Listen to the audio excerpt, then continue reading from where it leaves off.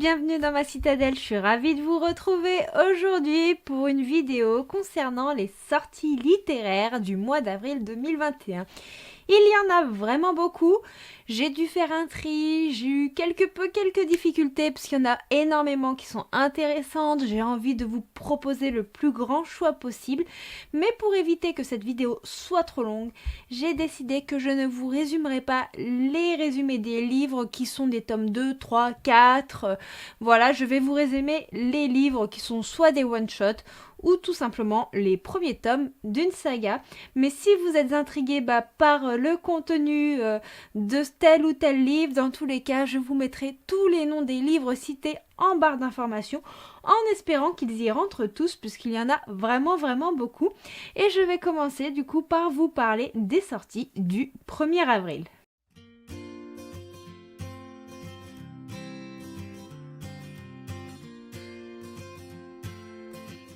Le 1er avril sortira le tome 28 de My Hero Academia de Koei Horikoshi. J'espère que je prononce bien, puisque les noms japonais c'est toujours très difficile pour moi de vous les dire correctement, ne connaissant pas forcément le langage du Japon, comme beaucoup je pense.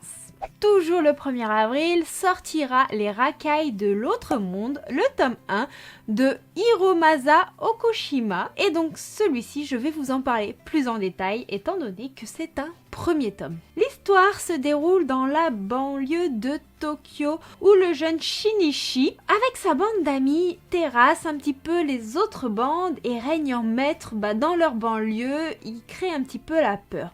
Mais le problème, c'est que Shinichi, il se défoule sur plein de monde. Pourquoi ? Parce qu'il va avoir la pression de récupérer l'entreprise de son père, mais il n'arrive pas à vider cette colère et cette rancœur qu'il ressent. Et il va chercher des gens à sa hauteur qui pourra martyriser et quelqu'un avec qui il pourra vraiment se battre sans être gagnant trop facilement. Et cela va être en quelque sorte réalisé lorsqu'il va atterrir dans un monde de fantaisie où il va finalement trouver quelqu'un de bien plus fort que lui. Continuons dans un monde fantaisie avec la sortie des Royaumes du Feu, le tome 13 de Three Shutterland, qui est un roman fantasy, une saga fantasy, et comme vous l'avez constaté, il y a énormément de tomes, c'est un tome assez jeunesse, et je pense qu'il plaira à bon nombre d'entre vous qui aiment ce genre littéraire. Passons maintenant à de la mythologie, à l'Égypte ancienne, à ses dieux et ses déesses, avec Isis, déesse mère de Rome et d'Égypte de Leslie Jackson. C'est un livre qui est inspiré par de vieux écrits qui ont été retrouvés en Égypte et qui a été mis en avant en fait à travers une histoire par l'auteur. Donc je vous avoue que moi qui adore tout ce qui touche à l'Égypte ancienne, tout ce qui touche à la mythologie romaine, je suis assez curieuse et que ce roman m'intrigue énormément. Je sais pas si nous verrons les écrits tels quels, s'ils ont été mis en scène de façon romanesque, mais je vous avoue que j'en suis très curieuse. Passons à un tout autre genre parce que nous allons parler romance avec Play Hard, le tome 1, et puis il y a également le tome 2 de K. Bromberg, et je vous avoue que j'aime beaucoup cette autrice, une autrice très connue dans le milieu de la romance et qui cette fois-ci va nous immerger dans le monde du sport. Cette autrice, vous avez dû la rencontrer avec Everyday Heroes, qui est une trilogie, si je vous dis pas de bêtises. Il me semble qu'il y a un militaire, un pompier et je ne sais plus quel autre membre. Et cette fois-ci, elle va quitter un petit peu ce monde de protection pour passer à un monde très sportif. Et donc, nous allons faire la connaissance d'une famille dans laquelle il y a trois sœurs qui travaillent avec le père qui tient une agence sportive. Decker va devoir du coup aller recruter un joueur de la NHL pour pouvoir obtenir un nouveau contrat à son père. Malheureusement, le joueur vers qui elle devra aller, c'est son ex et ça va pas forcément bien se passer. Et dans le tome 2, nous suivrons sa sœur qui est une toute autre personne et qui, elle, va devoir aller voir un joueur de football. Mais ce joueur de football, le problème, c'est qu'il est en plein dans un scandale incroyable et que du coup, même si elle est attirée par lui, le scandale va quelque peu compliquer les choses. Je vais vous parler d'un roman qui sort un petit peu du style littéraire que j'ai l'habitude de vous présenter sur la chaîne, mais lorsque j'étais en train de regarder les différentes sorties, ce roman m'a touchée et bouleversée à travers son résumé. Il m'a parlé et je me suis dit je ne peux pas ne pas vous le présenter. Il s'agit de Celle que je suis de Claire Norton et dans cette histoire nous allons suivre Valentine qui a une petite routine, qui vit en province, qui travaille à temps partiel dans une librairie, qui à la maison s'occupe de son fils, mais qui a un mari assez tyrannique. Valentine, elle adore les livres et c'est un peu son exutoire de se plonger dans des histoires qui vont lui faire vivre différents univers. Comme sa vie est compliquée, elle va ressentir le besoin d'écrire dans son journal intime et de vider ses sentiments. Et puis son fils, c'est vraiment son seul bonheur dans sa vie, elle va tout donner à son enfant qui vient d'avoir tout juste 6 ans. Malheureusement, son mari, jalouse ce petit garçon qui fait partie de leur vie et peut se montrer en fait très agressif envers sa femme et envers ce petit garçon. Jusqu'au jour où Valentine va faire la connaissance de ses nouveaux voisins qui vont bouleverser toute la dynamique et qui vont l'aider à se sortir de cette tyrannie. Malheureusement, cela ne sera pas facile, cela sera très compliqué et ce résumé m'a juste bouleversée, je l'ai trouvé très très intense et je suis très curieuse de découvrir ce livre qui promet de grandes émotions. Partons dans un monde de magie, d'écologie avec la suite de Halpi the Soul Sender, le tome 4 de Rona, un manga qui vous plonge dans un univers de magie avec une jeune fille qui apprend à maîtriser son pouvoir de Soul Sender. Je vous en ai parlé de multiples fois, donc je ne vous en dirai pas plus. Passons à un monde régi par des dragons, ou plutôt un monde où les dragons sont assez banalités avec Ambre et les dragons de glace de Heather Fawcett. Et donc là, nous allons suivre la jeune Ambre. Ambre est une dragonne de feu, mais son père, qui est un magicien, va la priver de ses pouvoirs de dragon pour la transformer en simple humaine. Pourquoi ? Puisque les dragons sont traqués et pourchassés. Et donc, il veut sauver à tout prix sa fille, mais sa fille, elle a un pouvoir qui est tellement grand qu'elle va sentir la chaleur remonter en elle, mais c'est pas simplement littéral, c'est vraiment le cas, en fait, elle pourrait tout faire imploser, et donc elle va aller partir chez sa tante dans des terres de l'Antarctique. Mais chez sa tante, elle va découvrir que là-bas, il y a une traque et une chasse concernant les dragons de glace. Et ça l'a profondément blessée étant donné qu'elle connaît cela. Et donc elle va tout faire pour infiltrer les traqueurs afin de casser leur mission et sauver un maximum de dragons. Mais cette mission reste très périlleuse. Je vous avoue que moi j'adore tout ce qui touche à la magie, aux dragons, au feu, à la glace et ça m'intrigue énormément même si ça a l'air d'être quelque chose de très jeunesse. Restons dans la magie, dans la fantaisie, mais avec un côté un peu plus science-fiction avec Les Gardiens des Mondes, le tome 1 et Yama de Mathilde Trenson. Et là, nous allons suivre Aimée, qui est une jeune femme énergique et qui est en passe de devenir une gardienne. Et donc là, elle va avoir une mission à effectuer. Cette mission, c'est d'aller sur la planète Eyama afin de retrouver un prisonnier et un objet qui ont échappé à leur contrôle. Malheureusement, cette mission se révèle beaucoup plus dangereuse qu'il n'y paraît. Et elle va se retrouver dans un conflit intersidéral. Je vais vous parler des échos du souvenir de Tamara McKinley et nous allons suivre la jeune Annabelle qui va quitter la capitale historique, qui va arriver à Paris et qui va faire 2 belles rencontres. Elle va rencontrer Étienne, un poète, et Henri, un peintre. En leur compagnie, elle va découvrir la culture et la richesse parisienne à travers tout le côté artistique, que ce soit du coup la poésie, la peinture, la sculpture et plein d'autres domaines. Et malheureusement, il y a un petit événement qui va venir contrarier un petit peu tout ça. C'est que nous sommes en 1930 et que la guerre civile espagnole risque d'éclater à tout moment. Et en même temps, Annabelle, elle va apprendre que il y a sa mère qui a vécu des choses un peu similaires à Lyon, mais je ne sais pas exactement quoi. Apparemment, la mère d'Annabelle est vraiment tombée amoureuse de la ville de Lyon. Je ne sais pas quel est le rapport entre Annabelle et sa mère, surtout qu'Annabelle est à Paris, sa mère est à Lyon. Et on nous parle dans le résumé, comme je vous ai dit, de la guerre civile espagnole. J'aimerais savoir quel est le fil conducteur qui relie tous ces éléments qui me touchent de par le fait que moi, personnellement, je suis une passionnée d'art.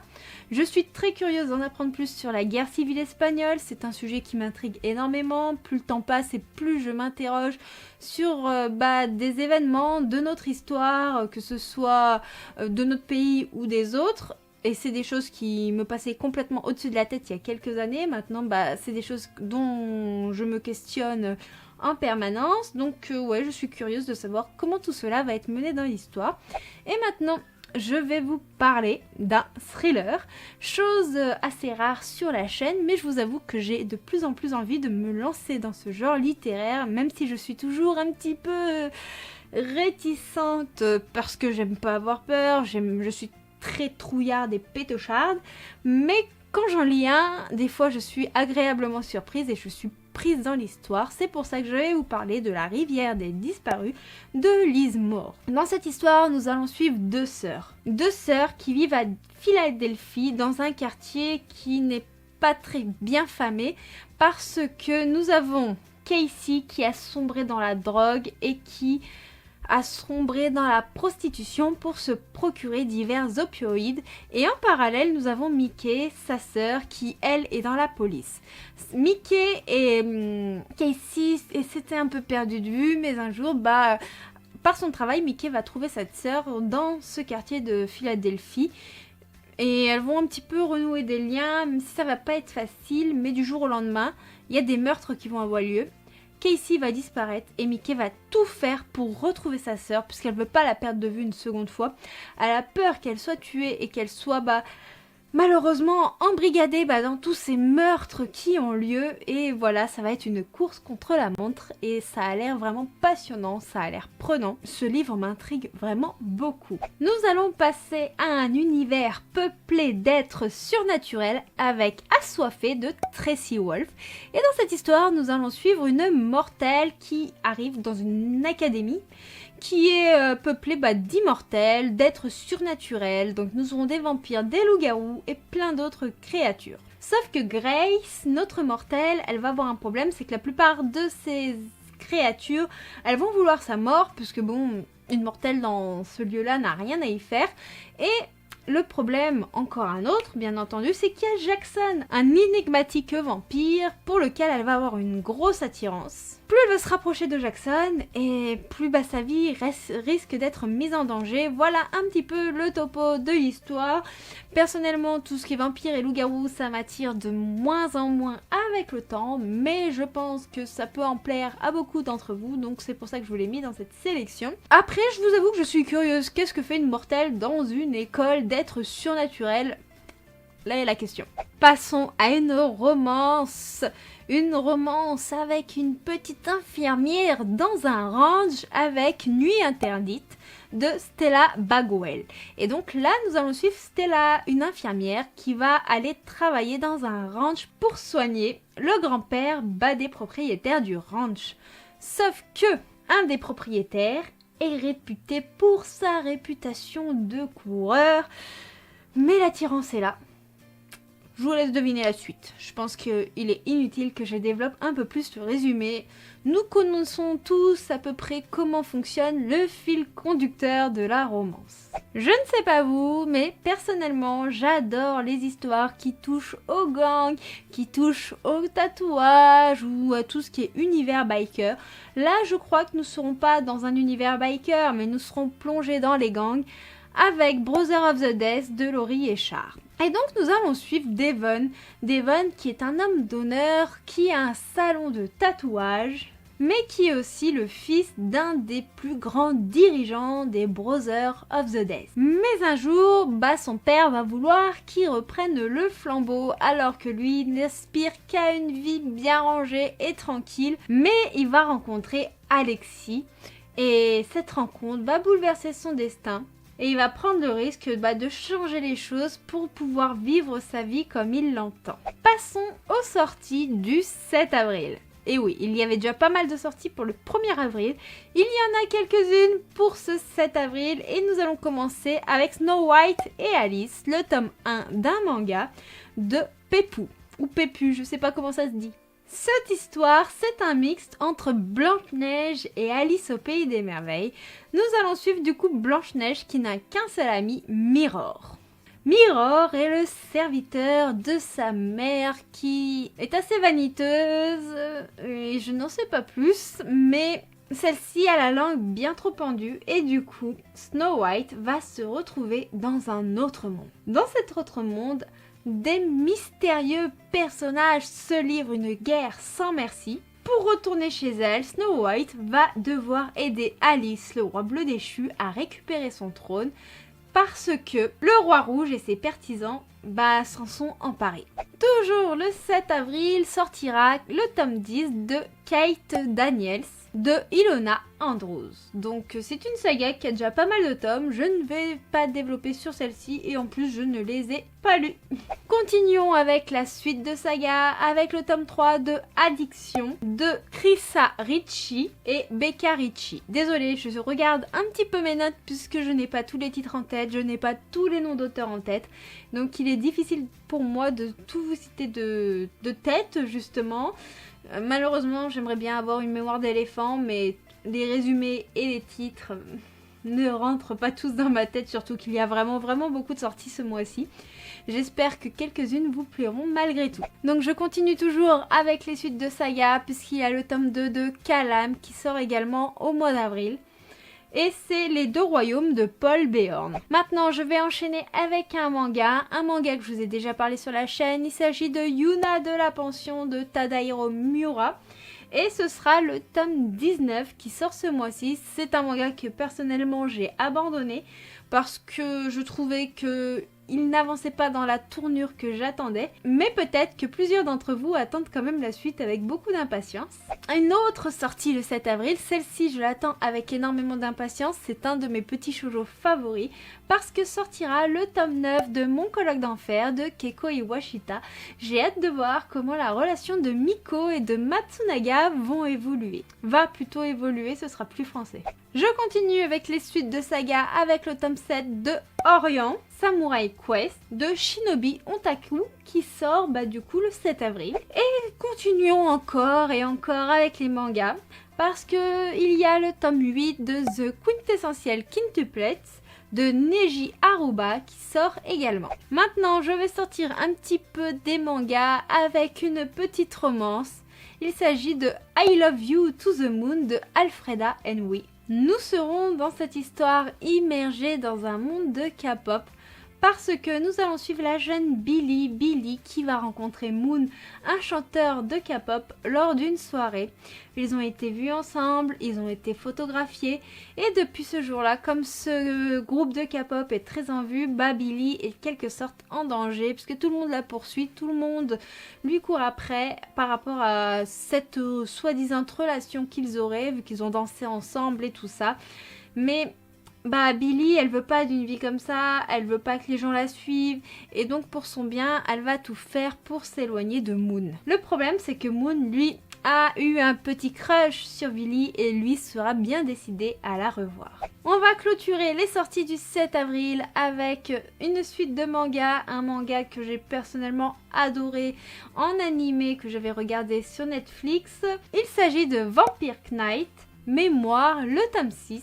De Matsuri Ino. Donc si je me souviens bien, comme je ne les ai pas lus, cette partie de Vampire Knight, c'est des personnages annexes. On va continuer à parler du monde des vampires, de la façon dont ils évoluent dans le monde et tout ça.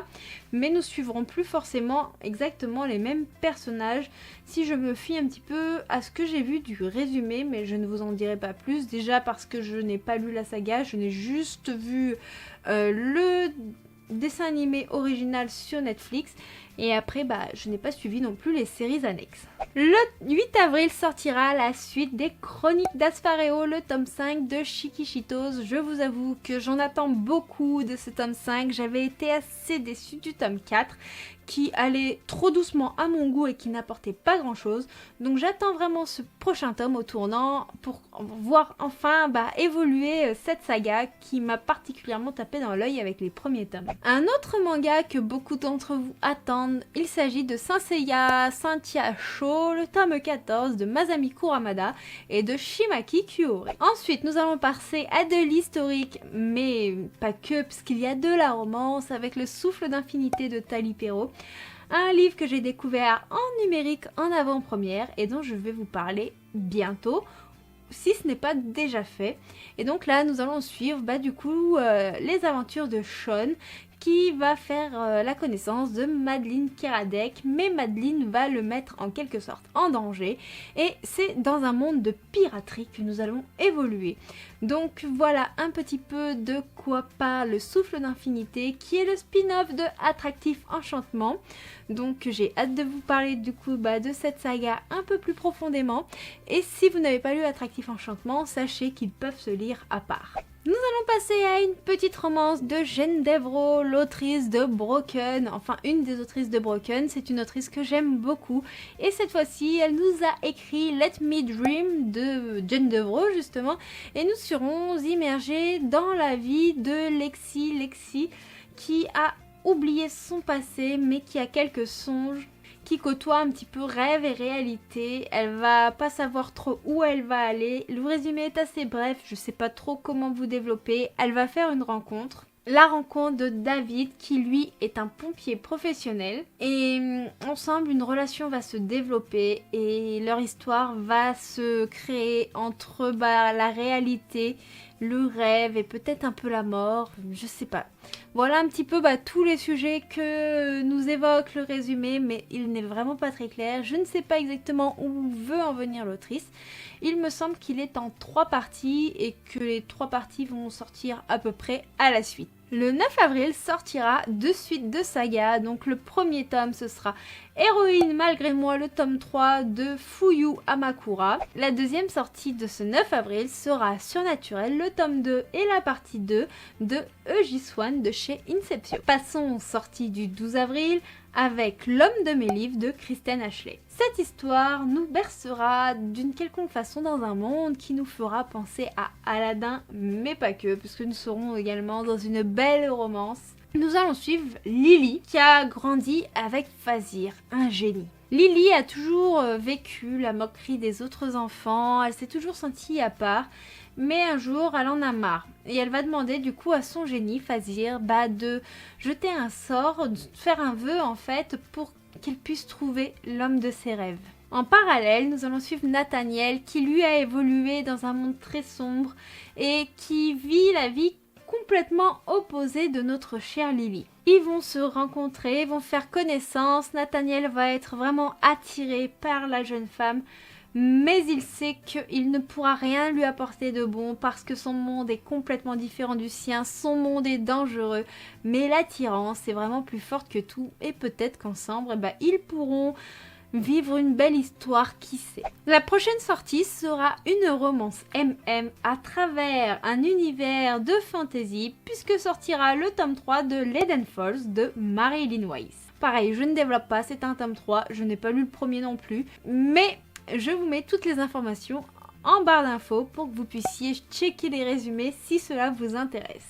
Passons aux sorties du 14 avril. Le 14 avril sortira le tome 18 de Takan et Anna de Yuki Shiwazu. Continuons avec les suites puisqu'il y aura le tome 2 de Tattooed Heart de Axel Vega. Je vous en avais parlé dans la vidéo des sorties littéraires du mois de mars. Et il me semble que l'histoire se déroulera au château où on apprend à découvrir son corps. Partons dans un monde où la médecine et le milieu de la nuit vont se rencontrer avec Let Me Undress You de Nelsa Pigra. Dans cette histoire, nous allons suivre 2 personnages. Nous allons suivre Jill et nous allons suivre Gavin.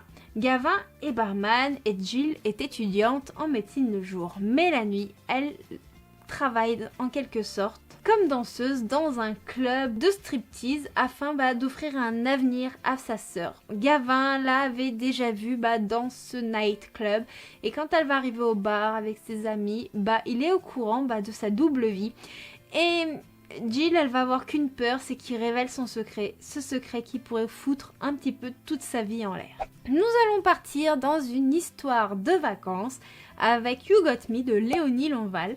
Et dans cette histoire, nous allons suivre du coup Léo qui est parti en vacances à Rome, qui a vécu une aventure extraordinaire avec Elliot qui était juste un homme incroyable, tout ça. Mais un jour, elle va retourner dans sa ville natale où elle travaille, tout ça. Et elle va voir apparaître Elliot qui rentre dans son restaurant. Mais Elliot fait mine de ne pas la reconnaître, va l'ignorer, va être complètement différent et glacial. Pourtant, quand son regard va croiser celui de Léo, il y a une petite étincelle, vous savez, cette petite étincelle qui montre qu'il l'a bien reconnu. Et Léo va tout faire pour comprendre pourquoi ce client de ce restaurant très VIP fait mine de ne pas la reconnaître, fait mine qu'ils n'ont rien vécu ensemble et elle va essayer de percer ce secret à jour. Nous allons continuer dans de la romance avec une romance qui paraît d'être assez comique avec Ne jamais coucher avec son boss de Cléo Buchheim. Et dans cette histoire, nous allons suivre Virginia qui n'avait pas prévu de boire à une soirée et malheureusement ce sera le cas. Elle va coucher avec son patron. Quelle mauvaise idée. Le problème c'est que tous les employés de la boîte les ont vus partir ensemble et Virginia veut garder un peu cela secret. Elle ne veut absolument pas que cela se sache. Son patron, lui, a un plan imparable pour faire taire les messes basses. Il veut faire croire qu'ils sont en couple. Virginia est prête à tout, elle, pour sauver les apparences. Elle va, du coup, faire croire à ce deal. Mais elle, qui fantasme sur lui depuis longtemps, a peur de se brûler les ailes parce que, oui, on fait croire qu'ils sont en couple. Ils ne le sont pas réellement. Mais elle aimerait beaucoup l'être. Le 15 avril sortira le tome 2 des Styx Riders de Calypso Caldin. C'est une romance biker qui est incroyable. Je suis en train de lire le tome 1 et pour l'instant j'adore. J'ai eu du mal à décrocher de ma lecture pour venir vous tourner cette vidéo. Et ce tome 2 parlera d'un autre membre du club de bikers. Donc je ne vous en dis pas plus, mais ça promet d'être très intéressant. Continuons du coup avec une sortie qui promet d'être dans l'aventure, mais également du coup dans la fantasy, avec les légendes de Cyrénea de Louis Turganen, et ce sera un tome 1. Dans cette histoire, nous allons suivre Haruno qui est connu pour être un héros dans plusieurs légendes, mais il a pris sa retraite de guerrier. Pourtant, un jour, il va entendre que un royaume prospère est désormais dévasté après une attaque d'un démon cracheur de feu. Sa curiosité et sa bonté vont prendre le dessus et donc il va partir dans ce royaume pour le sauver. Le 20 avril sortiront des mangas et ce sera particulièrement des suites parce qu'il y aura le tome 3 de Unsung Cinderella de Mamare Hare et il me semble que dans ce shoujo nous serons bercés dans un monde hospitalier. Le tome 1 m'avait beaucoup fait penser au niveau du résumé parce que je ne l'ai pas lu, il est dans ma wishlist, à Check Me Up que j'avais adoré. Et le deuxième manga de ce jour-là qui sortira, ce sera Grand Blue, le tome 3 de Kenji Inoue. Le 21 avril sortira Scarlet Soul, le tome 3 de Kira Yoshikira. Je sais toujours pas si ça se prononce comme ça. C'est un peu compliqué à chaque fois de dire les noms japonais, je galère. Sortira également le 21 avril les Chroniques d'Elrad, le tome 2 de HP Odalis. Continuons avec la suite de saga puisqu'il sortira le Jeu de la mort, le tome 4 de Sora. Un shoujo sortira également, il s'agit de I Fell in Love After School, le tome 2 de Mitsui Haruka. Et je vous avoue que celui-ci m'intrigue énormément. Il faudrait d'abord que je lise le tome 1, mais je vous avoue que ce petit shoujo me tente beaucoup trop. Ensuite, une petite bande dessinée sortira. Il s'agit de Elana, le tome 6 de Pierre Bottero. Et je vous avoue que je n'ai jamais lu les romans tirés de cette histoire, mais cette œuvre graphique promet d'être vraiment sympathique. Ensuite sortira un tome d'un univers que j'adore. Il s'agit du tome 8 de la quête de 100 ans de Fairy Tail. Et c'est écrit par Hiro Mashima. Et personnellement, on me dit Fairy Tail, on me dit mage, on me dit magie, on me dit Natsu, on me dit Lucie, on me dit Happy. Je fonce directement dans le tas. Ensuite, le 23 avril sortira le tome 30 de Black Butler de Yana Toboso. Nous allons passer aux sorties du 28 avril avec du coup le tome 26 de Blue Exorcist de Kozu et Kako. Ensuite sortira un page turner tant attendu qui avait fait beaucoup parler de lui. Il s'agit de la suite de Roule, le tome 2 de Hélène Goodlet. Et je vais vous avouer que j'ai hâte de savoir ce qui va se passer. Nos trois sœurs, j'ai hâte de voir si elles ont trouvé leur maître chanteur et voir comment va s'avancer la suite de cette histoire dont les pages justement se tournent toutes seules. Le 29 avril sortira la suite d'un manga que j'aime beaucoup puisqu'il s'agit de Dahlia, artisane magicienne, le tome 3 de Megumi Sumikawa. Ensuite sortira le premier tome d'un manga qui a l'air fort intéressant parce qu'il s'agit du Grimoire écarlate, le tome 1 de A10.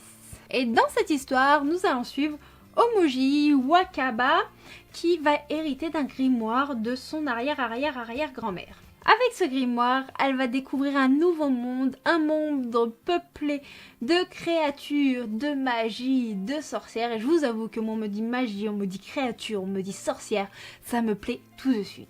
Et le 30 avril sortira le tome 2 de Nos Jeux Clairs Obscurs de Anatrice, qui est une dark romance d'une prof avec son élève. Je ne les ai pas encore lus. J'ai le tome 1 qui est sensiblement sur le chemin de ma boîte aux lettres. J'ai hâte de la découvrir, de vous en parler. Et de toute manière, moi on me dit Anatrice, je fonce directement dans le tas. Il n'y a aucun de ces livres que je n'ai pas apprécié. Anatrice est une autrice dont je fonce les yeux fermés vers chacun de ses écrits. Voilà pour cette vidéo sortie littéraire pour le mois d'avril, j'espère qu'elle vous aura plu. Comme vous l'avez constaté, il y en avait vraiment beaucoup, donc je n'ai pas pu développer sur chacun des tomes. J'ai essayé de vous en dire un peu, mais pas trop, et puis quand c'est des tomes 2, 3, 4, 5, c'est toujours délicat d'en parler sans spoiler. Surtout que je vous présente des sorties que je n'ai pas forcément lues non plus. Donc vous parlez d'une saga où il y a plusieurs tomes mais que je n'ai jamais lu, c'est pareil, hein, c'est trop compliqué. J'ai pas envie de vous dire du vent, j'ai pas envie de développer sur quelque chose dont je ne connais pas le sujet, tout simplement. Mais je vous les cite parce que, somme toute, ça peut quand même vous intéresser. Et si ces sorties vous intéressent, vous savez qu'elles sont là et vous pouvez du coup foncer en librairie ou sur vos clics pour pouvoir les commander. Voilà. Donc, n'hésitez pas à me dire quelles sont les sorties qui vous plaisent. Moi, j'ai été ravie de vous tourner cette vidéo. Un petit like, un petit commentaire, ça fait toujours plaisir si celle-ci vous a plu. Je serai ravie de vous retrouver prochainement dans une prochaine vidéo. Du coup, je vous fais de très gros bisous et je vous dis à bientôt. Ciao, ciao!